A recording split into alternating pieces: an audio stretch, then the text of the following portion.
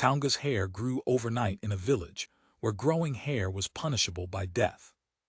The mirror's reflection showed the impossible, thick black coils cascading down Taunga's shoulders. Her fingers trembled as she touched them.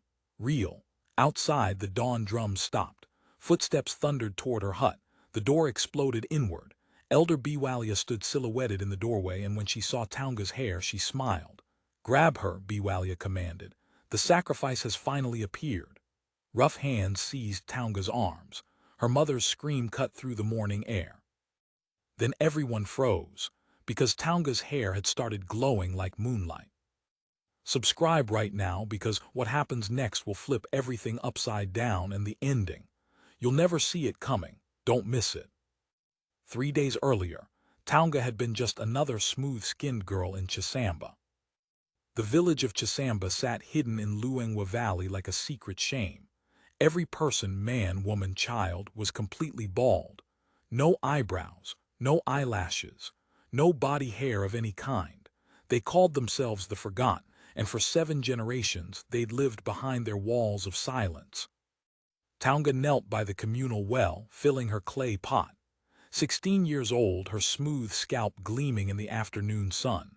Her best friend Chipo crouched beside her, whispering urgently. "Stop asking questions," Chipo hissed. "You know what happens to people who challenge the elders." "Doesn't it bother you?" Taunga set down her pot. "We never leave, we never let outsiders in.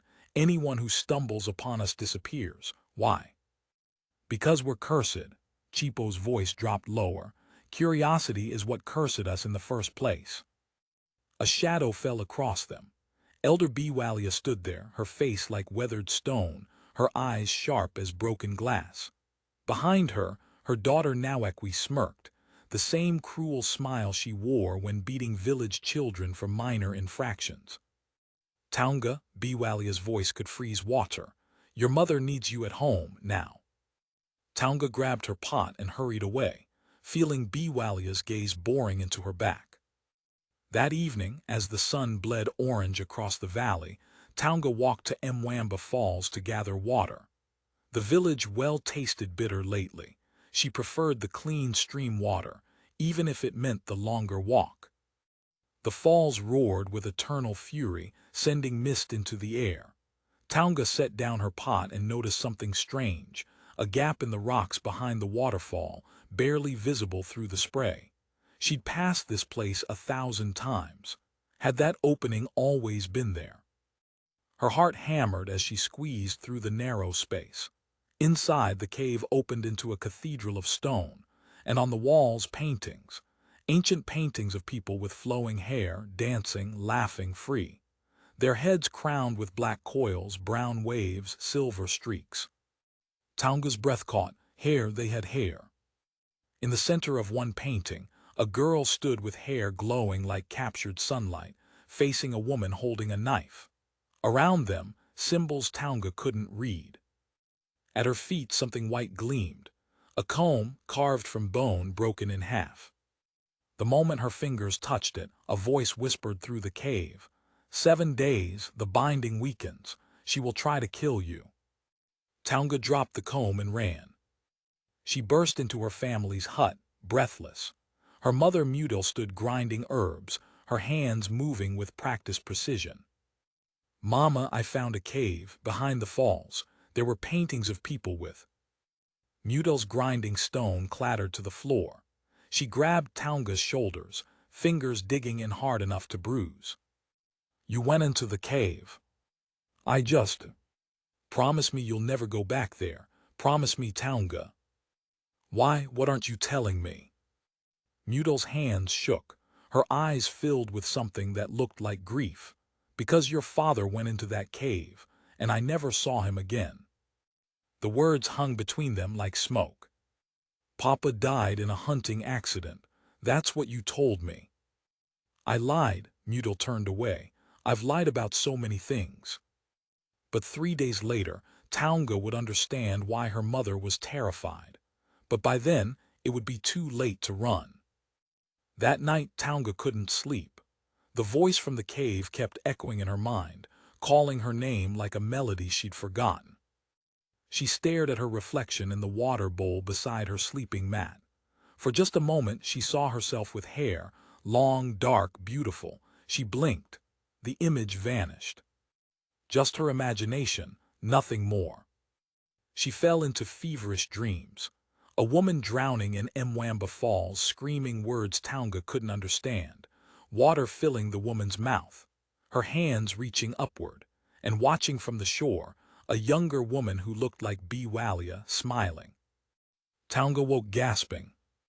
Something felt wrong, different. She touched her scalp and froze. Hair, soft strands beneath her fingertips, growing, spreading. She crawled to her small mirror with trembling hands.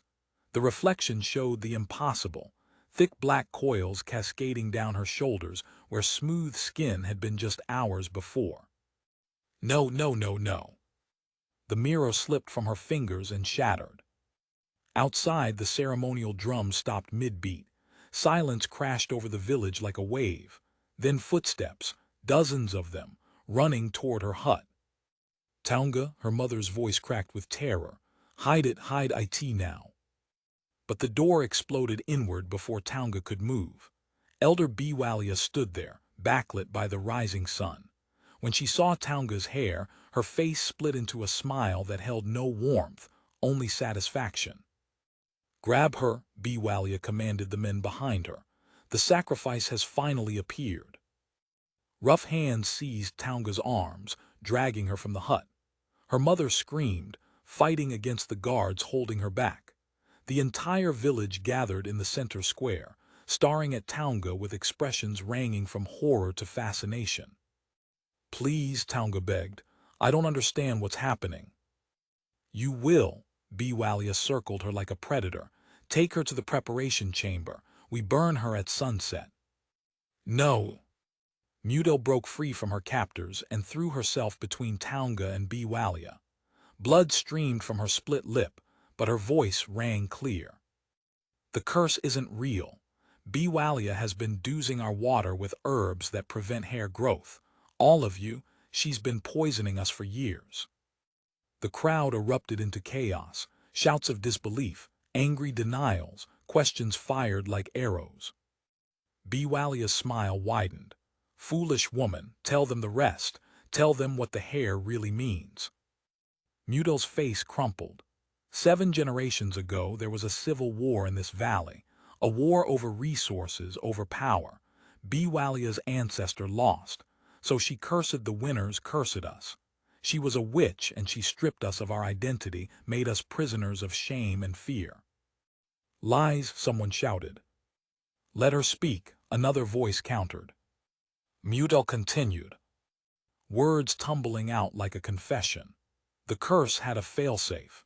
If anyone's hair grew naturally, it meant the witch's bloodline had weakened, and that person could break the curse permanently, but only if they survived 7 days. 7 days, Taunga whispered. Biwalia stepped forward, her voice cutting through the noise. Every generation, one girl's body rejects the herbs, her hair grows, and every generation we kill her before day 7 to protect ourselves.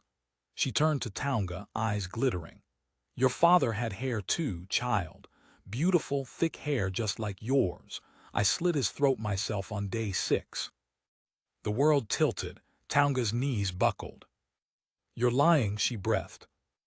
Am I? Biwalia pulled a knife from her robes. You have 7 days, Taunga. If you survive, the curse breaks and I lose everything. So I'll do what I've always done, hunt you like the animal you are. A young man pushed through the crowd, Kunda, the warrior who'd always watched Taunga with soft eyes. He grabbed a torch and hurled it at the guards. Run, he shouted. Mudel seized Taunga's hand. Chipo appeared from nowhere, pulling them toward the forest edge. Chaos erupted behind them as villagers fought villagers, those loyal to Biwalia clashing with those who'd heard enough truth. They were 20 feet from the tree line when the arrow flew. It punched through Mudel's shoulder with a wet thud. She stumbled but kept running, blood streaming down her arm. Don't stop, she gasped. Don't you dare stop. What Taunga didn't know was that her mother was hiding an even darker secret. one that would make Biwalia's cruelty seem like mercy. They collapsed in a small clearing deep in the forest. Mutil's breathing came in ragged gasps, the arrow still lodged in her shoulder. Infection had already begun. Taunga could see the red streaks spreading across her mother's skin. "We need to get that out," Chipo said, but her hands shook too badly to help. Taunga gripped the arrow shaft. "This will hurt." "Everything hurts." Mutil's laugh turned into a cough. "Just do it." The arrow came out with a sickening sound. Blood poured from the wound. Taunga packed it with moss, but she knew, they all knew, it wasn't enough. Night fell. Mutil's fever climbed. "Taunga," her mother whispered, "there's something I need to tell you, something I should have told you years ago. Save your strength. Listen to me." Mutil grabbed Taunga's wrist with surprising force. "When you were born, Biwalia ordered me to kill you. You came out with tiny hairs on your head, just wisps, but it was enough. She said you'd bring ruin." Taunga's blood turned cold. "But I couldn't do it. You were so small, so perfect, Mutil's voice broke. "You had a twin sister, she had hair too, and I killed her instead. I told Biwalia I'd taken care of the problem, and I raised you, praying your hair would never grow again." The forest seemed to hold its breath. "You killed my sister," Taunga pulled away. "You murdered a baby. To save you, don't you understand? I chose you, I chose." "You chose wrong," Taunga's voice cracked. "You should have saved her, you should have saved both of us, you should have fought." "I was weak." Tears streamed down Mutil's face. "I've been weak my whole life. I've lived with that guilt every single day for 16 years. Every time I look at you, I see her too. I see what I destroyed." Silence stretched between them, vast and terrible. "Forgive me," Mutil whispered. "Please, Taunga, forgive me."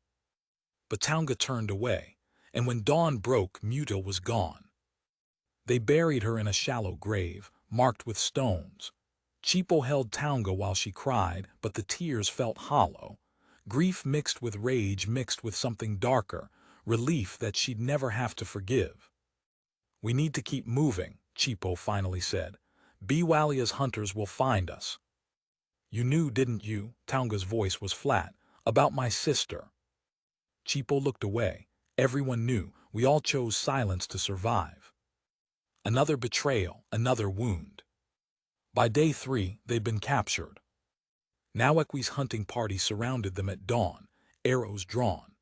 Biwalia's daughter smiled that cruel smile as her men tied Taunga and Chipo to a tree. "Mother will be pleased," Nawekwe said. "She promised me your hut once you're dead. It has the best view." They sat there all day, waiting for transport back to the village, waiting for execution. But as night fell and Nawekwe's men built a fire, something shifted. Nawekwe approached alone. She crouched in front of Taunga and her smile had vanished. "I had a baby brother once," she said quietly. "When I was 7, he was born with hair, tiny golden fuzz all over his head. My mother held him for exactly 3 minutes.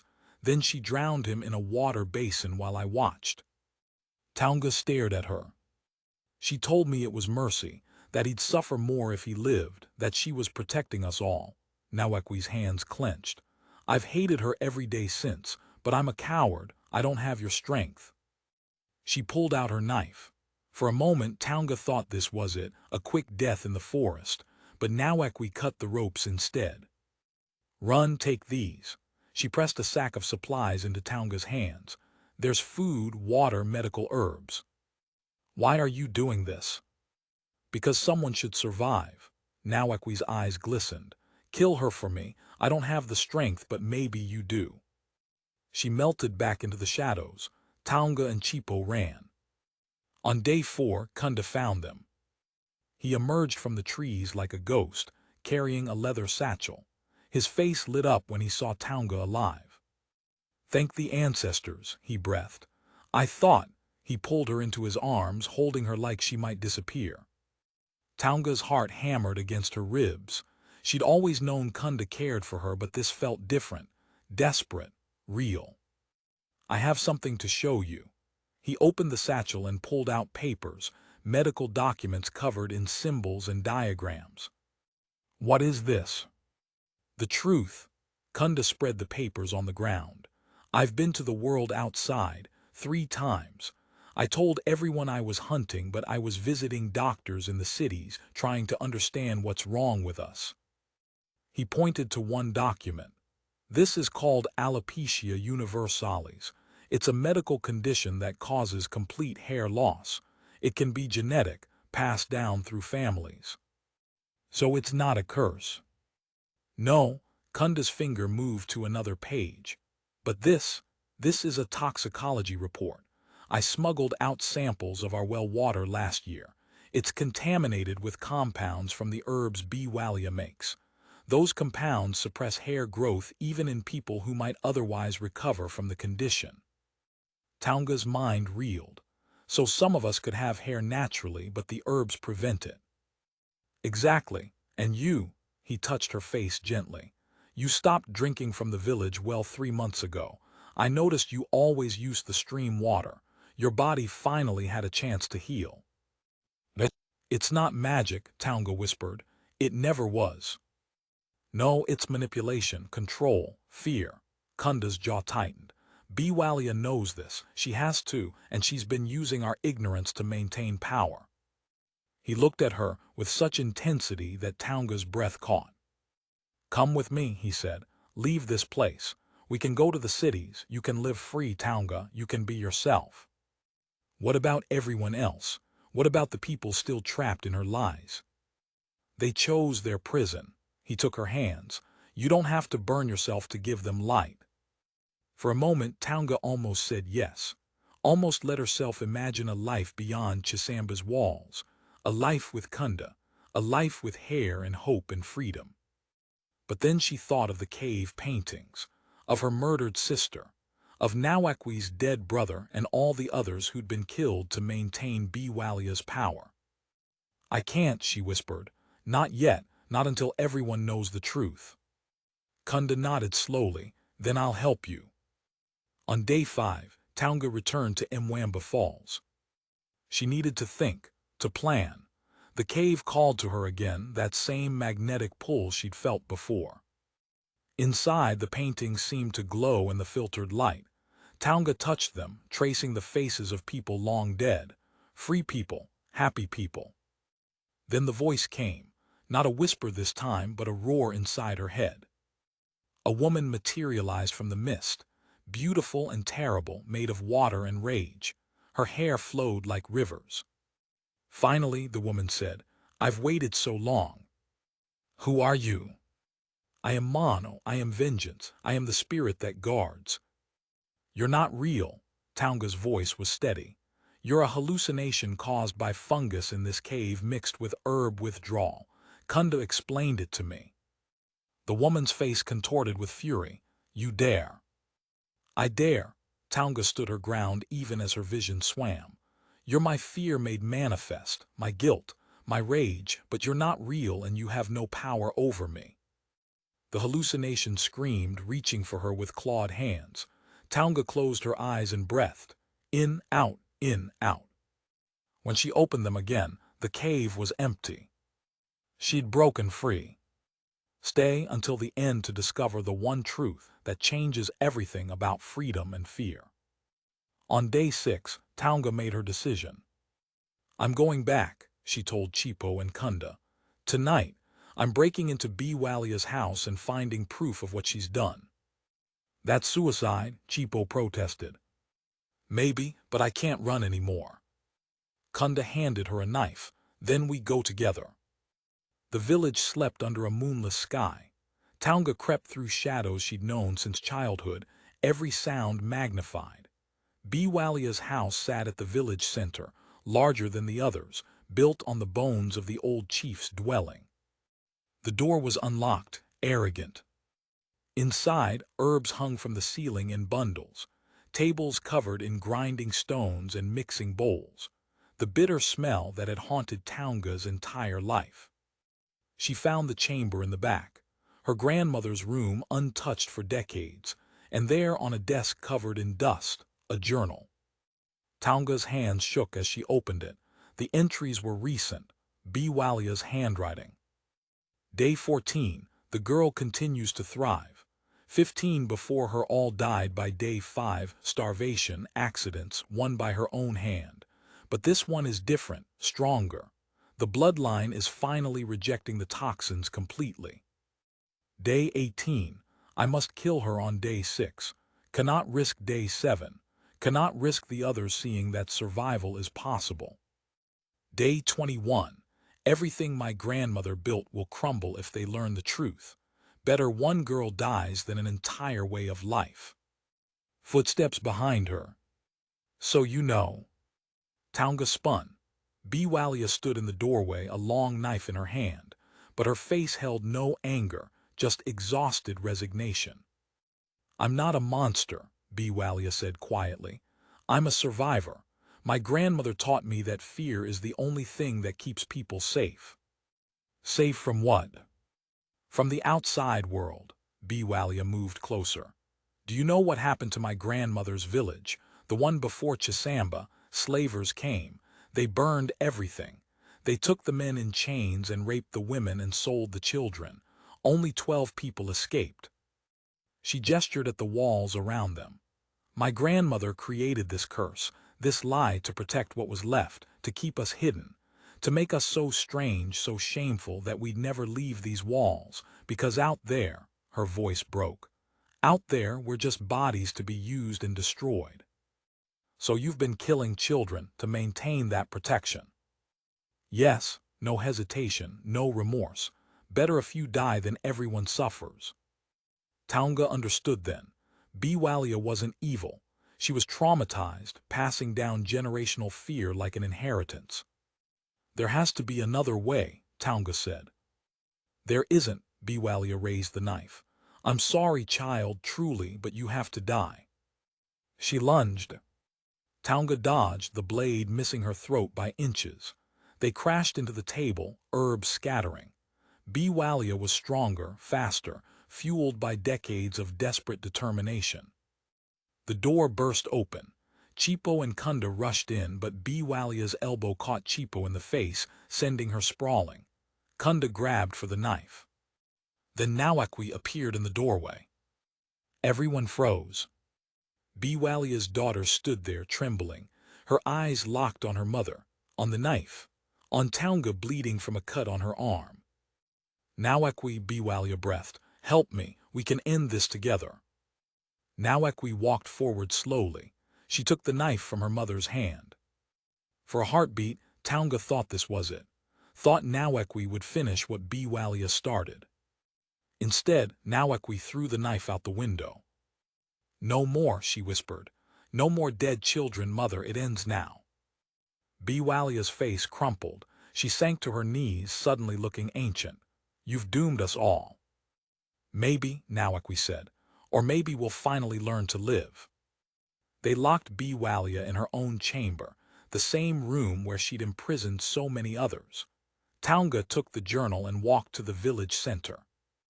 Dawn was breaking, day 7.